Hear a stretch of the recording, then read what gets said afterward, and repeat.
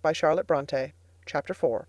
From my discourse with Mr. Lloyd, and from the above-reported conference between Bessie and Abbot, I gathered enough of hope to suffice as a motive for wishing to get well.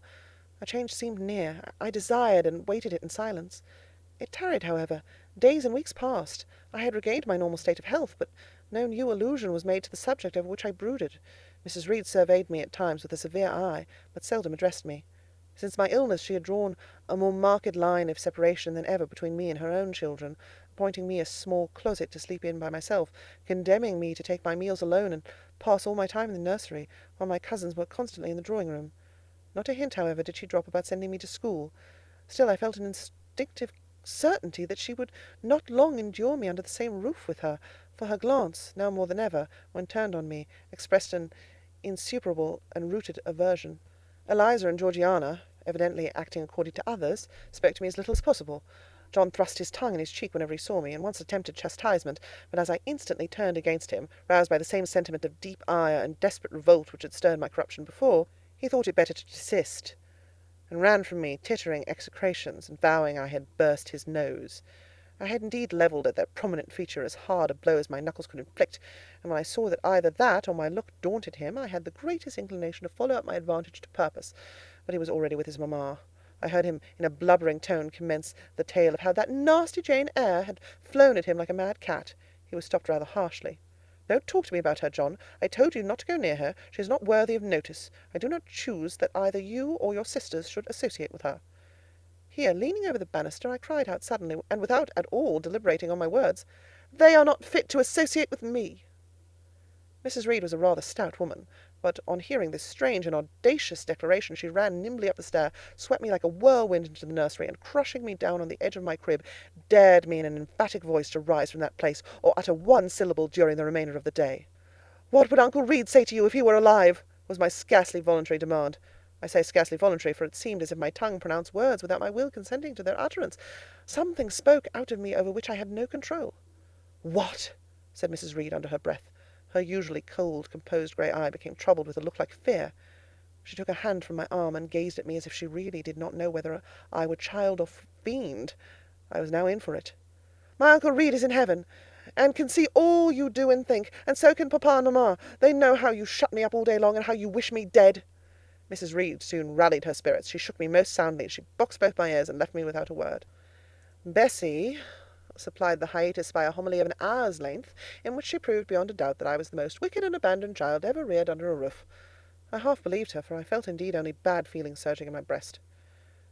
November, December, and half of January passed away. Christmas and the New Year had been celebrated at Gateshead with the usual festive cheer. Presents had been interchanged, dinners and evening parties given. From every enjoyment I was, of course, excluded. My share of the gaiety consisted in witnessing the daily apparelling of Eliza and Georgiana, and seeing them descend to the drawing-room dressed out in the thin muslin frocks and scarlet sashes, with hair elaborately ringletted, and afterwards listening to the sound of the piano, or the harp played below, to the passing to and fro of the butler and footman, to the jingling of glass and china as refreshments were handed, to the broken hum of conversation as the drawing-room door opened and closed. When tired of this occupation, I would retire from the stair-head to the solitary and silent nursery. There, though somewhat sad, I was not miserable. To speak truth, I had not the least wish to go into company, for in company I was very rarely noticed, and if Bessie had been but kind and companionable, I should have deemed it a treat to spend the evenings quietly with her, instead of passing them under the formidable eye of Mrs. Reed in a room full of ladies and gentlemen. But Bessie, as soon as she had dressed her young ladies, used to take herself off to the lively regions of the kitchen and housekeeper's room, generally bearing the candle along with her. I then sat with my doll on my knee till the fire got low, glancing round occasionally to make sure that nothing worse than myself haunted the shadowy room, and when the embers sank to a dull red, I undressed hastily, tugging at knots and strings as I best might, and sought shelter from cold and darkness in my crib. To this crib I always took my doll. Human beings must love something, and in the dearth of worthier objects of affection, I contrived to find a pleasure in loving and cherishing a faded graven image, shabby as a miniature scarecrow. It puzzles me now to remember with what absurd sincerity I doted on this little toy, half fancying it alive and capable of sensation. I could not sleep unless it was folded in my nightgown, and when it lay there safe and warm, I was comparatively happy, believing it to be happy likewise. Long did the hours seem while I waited the departure of the company, and listened for the sound of Bessie's step on the stairs.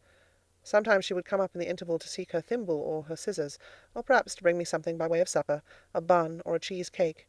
Then she would sit on the bed while I ate it, and when I had finished she would tuck the clothes round me. and twice she kissed me and said, "Good night, Miss Jane." When thus gentle, Bessie seemed to me the best, prettiest, kindest being in the world, and I wished most intensely that she would always be so pleasant and amiable, and never push me about, or scold, or task me unreasonably, as she was too often wont to do. Bessie Lee must, I think, have been a girl of great natural capacity, for she was smart in all she did, and had a remarkable knack of narrative. So at least I judge from the impression made on me by her nursery tales. She was pretty, too, if my recollections of her face and person are correct. I remember her as a slim young woman, with black hair, dark eyes, very nice features, and good clear complexion. But she had a capricious and hasty temper, and indifferent ideas of principle or justice. Still, such as she was, I preferred her to any one else at Gateshead Hall. It was the 15th of January, about 9 o'clock in the morning. Bessie was gone down to breakfast, my cousins had not yet been summoned to their mamma, Eliza was putting on her bonnet and warm garden coat to go and feed her poultry, an occupation of which she was fond, and not less so of selling the eggs to the housekeeper and hoarding up the money she thus obtained. She had a turn for traffic, and a marked propensity for saving, shown not only in the vending of eggs and chickens, but also in driving hard bargains with the gardener about flower roots, seeds, and slips of plants. That functionary having orders from Mrs. Reed to buy of his young lady all the products of her parterre she wished to sell, and Eliza would have sold the hair off her head if she could have made a handsome profit thereby. As to her money, she first secreted it in odd corners, wrapped in a rag or an old curl paper, but some of these hoards having been discovered by the housemaid, Eliza, fearful of one day losing her valued treasure, consented to entrust it to her mother at a usurious rate of interest, 50 or 60%, which interest she exacted every quarter, keeping her accounts in a little book with anxious accuracy. Georgiana sat on a high stool dressing her hair at the glass, and interweaving her curls with artificial flowers and faded feathers, of which she had found a store in a drawer in the attic. I was making my bed, having received strict orders from Bessie to get it arranged before she returned, for Bessie now frequently employed me as a sort of under-nursery maid, to tidy the room, dust the chairs, etc. Having spread the quilt and folded my nightdress, I went to the window-seat to put in order some picture-books and doll's house furniture scattered there. An abrupt command from Georgiana to let her playthings alone, for the tiny chairs and mirrors, the fairy plates and cups, were her property, stopped my proceedings. And then, for lack of other occupation, I fell to breathing on the frost flowers with which the window was fretted, and thus clearing a space in the glass through which I might look out on the grounds, where all was still and petrified under the influence of a hard frost. From this window were visible the porter's lodge and the carriage road, and just as I dissolved so much of the silver-white foliage veiling the panes as left room to look out, I saw the gates thrown open, and a carriage roll through. I watched it ascending the drive with indifference. Carriages often came to Gateshead, but none ever brought visitors in whom I was interested. It stopped in front of the house. The door-bell rang loudly. The newcomer was admitted.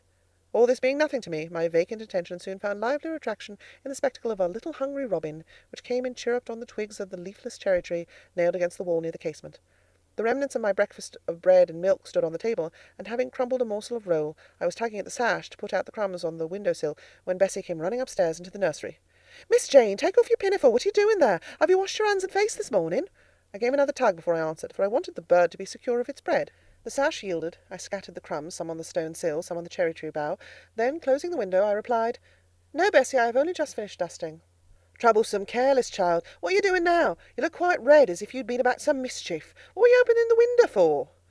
I was spared the trouble of answering, for Bessie seemed in too great a hurry to listen to explanations. She hauled me to the washstand, inflicted a merciless but happily brief scrub on my face and hands with soap water and a coarse towel, disciplined my head with a bristly brush, denuded me of my pinafore, and then, hurrying me to the top of the stairs, bid me go down directly, as I was wanted in the breakfast-room.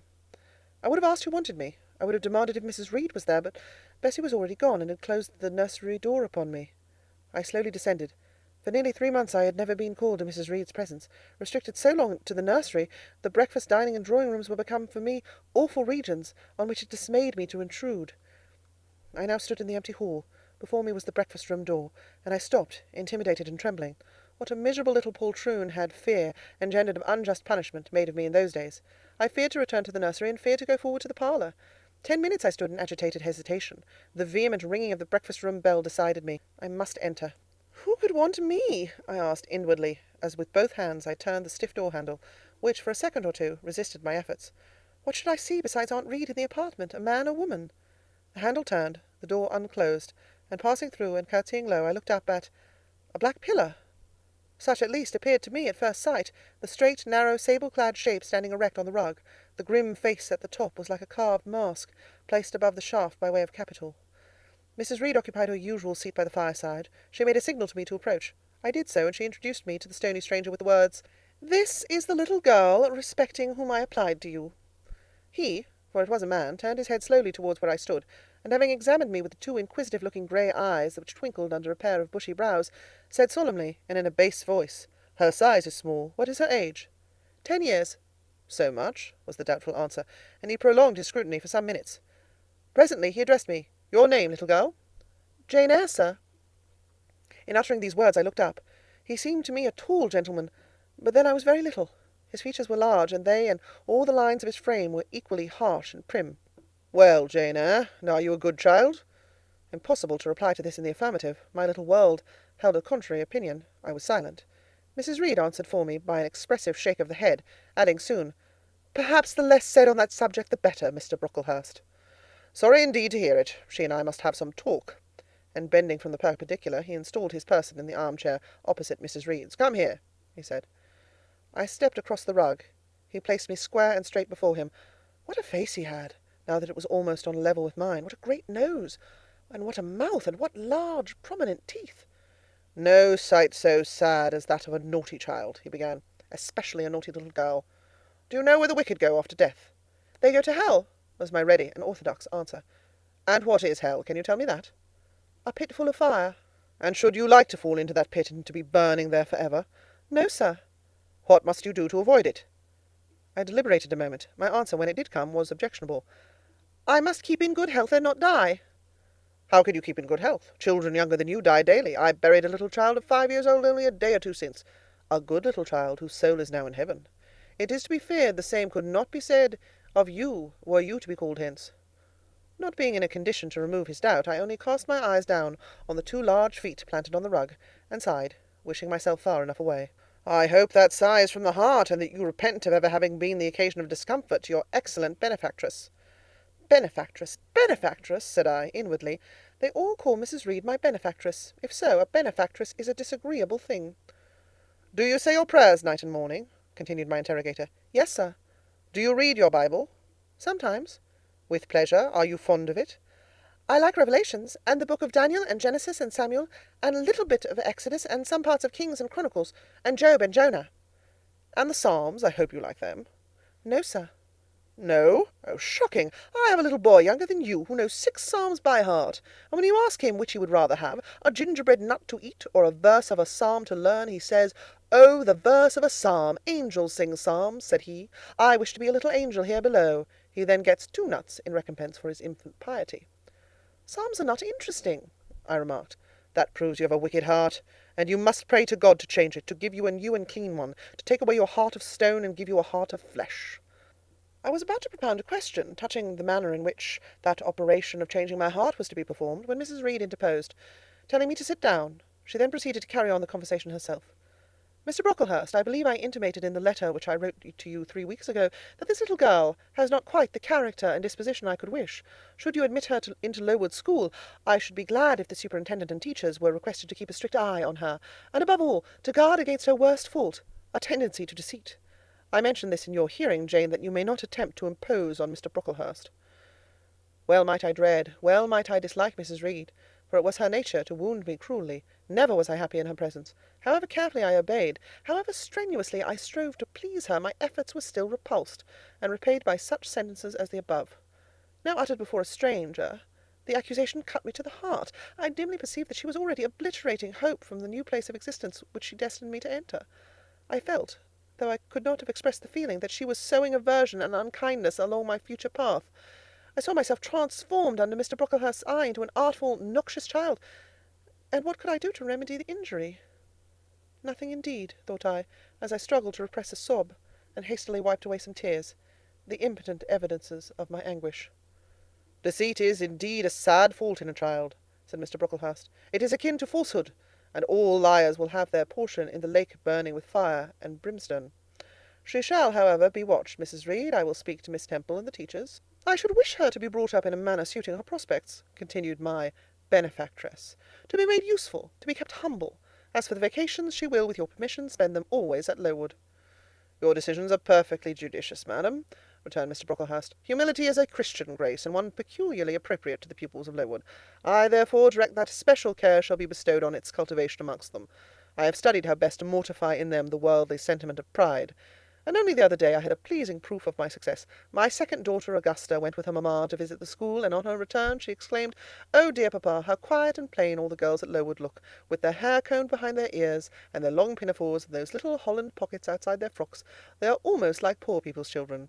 And," said she, "they looked at my dress and mamma's as if they had never seen a silk gown before." "This is the state of things I quite approve," returned Mrs. Reed. "Had I sought all England over, I could scarcely have found a sister more exactly fitting a child like Jane Eyre. Consistency, my dear Mr. Brocklehurst, I advocate consistency in all things." "Consistency, madam, is the first of Christian duties, and it has been observed in every arrangement connected with the establishment of Lowood. Plain fare, simple attire, unsophisticated accommodations, hardy and active habits, such is the order of the day in the house and its inhabitants." "Quite right, sir. I may then depend upon this child being received as a pupil at Lowood, and there being trained in conformity to her position and prospects?" "Madam, you may. She shall be placed in that nursery of chosen plants, and I trust she will show herself grateful for the inestimable privilege of her election." "I will send her then as soon as possible, Mr. Brocklehurst, for I assure you I feel anxious to be relieved of a responsibility that was becoming too irksome." No doubt, madam. And now I wish you good morning. I shall return to Brocklehurst Hall in the course of a week or two. My good friend the Archdeacon will not permit me to leave him sooner. I shall send Miss Temple notice that she is to expect a new girl, so that there will be no difficulty about receiving her. Good-bye." "Good-bye, Mr. Brocklehurst. Remember me to Mrs. and Miss Brocklehurst, and to Augusta and Theodore, and Master Brofton Brocklehurst."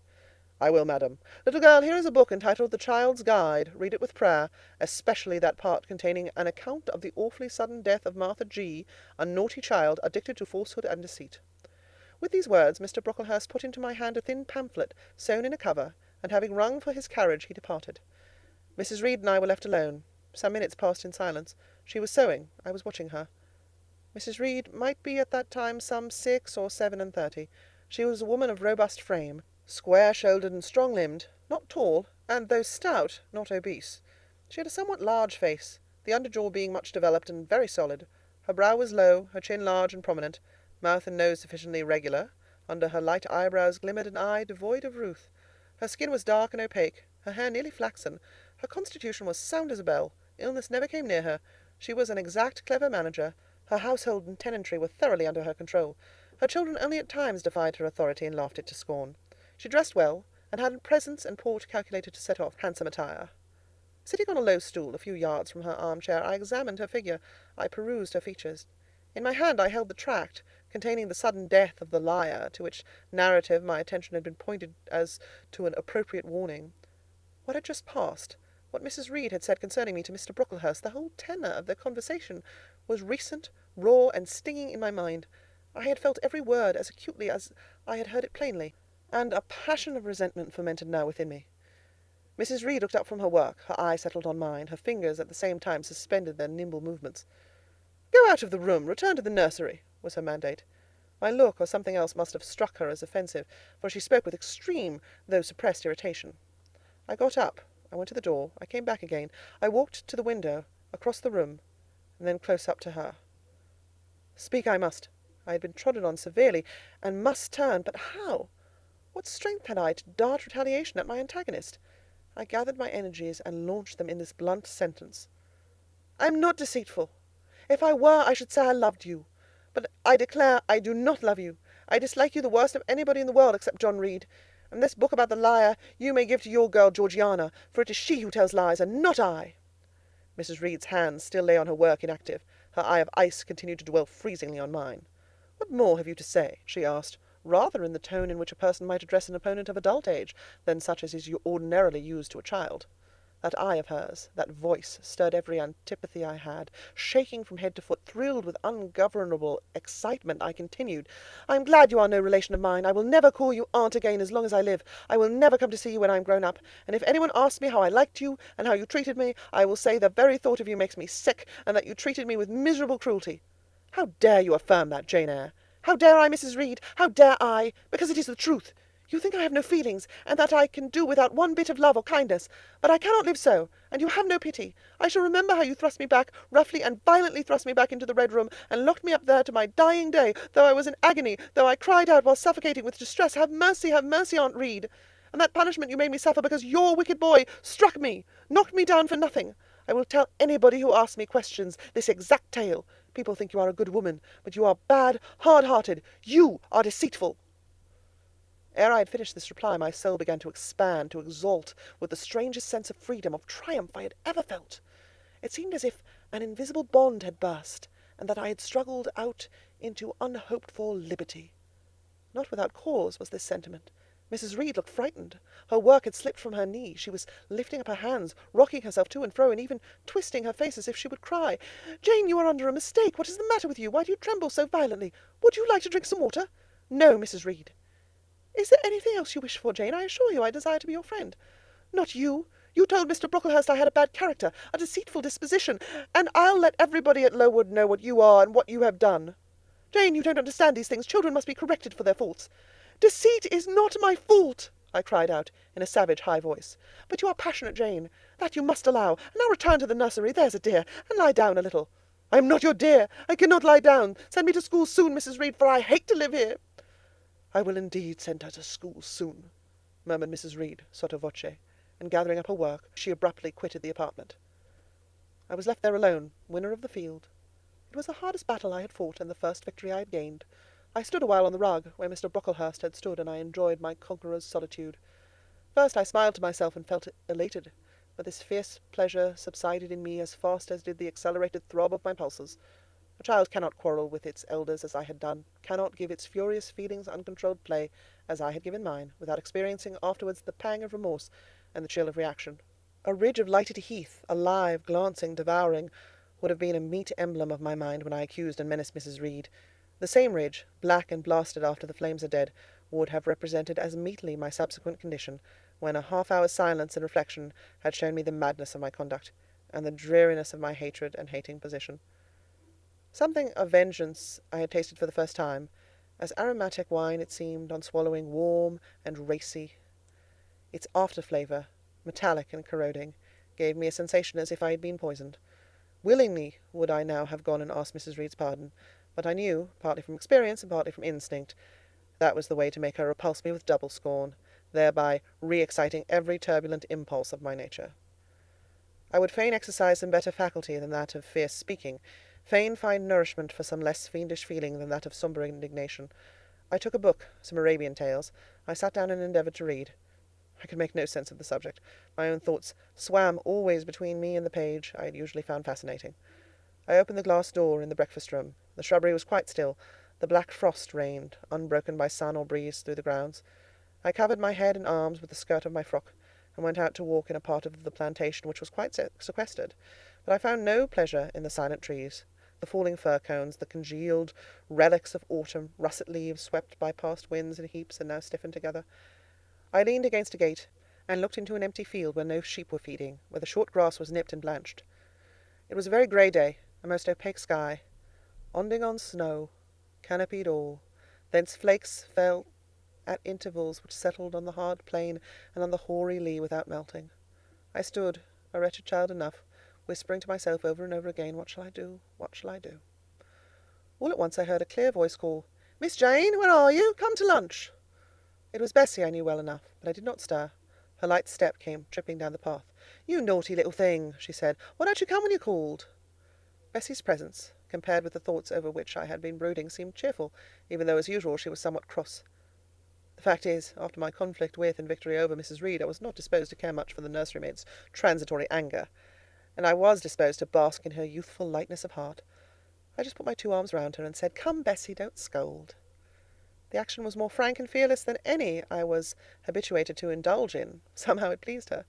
"You're a strange little child, Miss Jane," she said, as she looked down at me. "A little roving, solitary thing. And you're going to school, I suppose?" I nodded. "And won't you be sorry to leave poor Bessie?" "What does Bessie care for me? She's always scolding me." "Because you're such a queer, frightened, shy little thing. You should be bolder." "What, to get more knocks?" "Nonsense. But you are rather put upon, that's certain. My mother said when she came down to see me last week, she would not like a little one of her own to be in your place. Now come in, I've got some good news for you." "I don't think you have, Bessie." "Child, what do you mean? What sorrowful eyes you fix on me?" "Well, but Missis and the young ladies and Master John are going out to tea this afternoon, and you shall have tea with me. I'll ask cook to bake you a little cake, And then you shall help me to look over your drawers, for I am soon to pack your trunk. Missis intends you to leave Gateshead in a day or two, and you shall choose what toys you like to take with you. Bessie, you must promise not to scold me any more till I go. Well, I will. But mind you're a very good girl, and don't be afraid of me. Don't start when I chance to speak rather sharply. It's so provoking. I don't think I shall ever be afraid of you again, Bessie, because I've gotten used to you, and I shall soon have another set of people to dread. If you dread them, they'll dislike you. As you do, Bessie. I don't dislike you, miss. I believe I'm fonder of you than of all the others. You don't show it. You sharp little thing. You've got quite a new way of talking. What makes you so venturesome and hardy? Why, I shall soon be away from you, and besides, I was going to say something about what had passed between me and Mrs. Reed, but on second thoughts I considered it better to remain silent on that head. And so you're glad to leave me? Not at all, Bessie, indeed. Just now I'm rather sorry. Just now? And rather? How coolly my little lady says it. I dare say now, if I were to ask you for a kiss, you wouldn't give it me. You'd say you'd rather not. I'll kiss you and welcome. Bend your head down. Bessie stooped. We mutually embraced, and I followed her into the house quite comforted. That afternoon lapsed in peace and harmony, and in the evening Bessie told me some of her most enchanting stories, and sang me some of her sweetest songs. Even for me, life had its gleams of sunshine. End of chapter 4.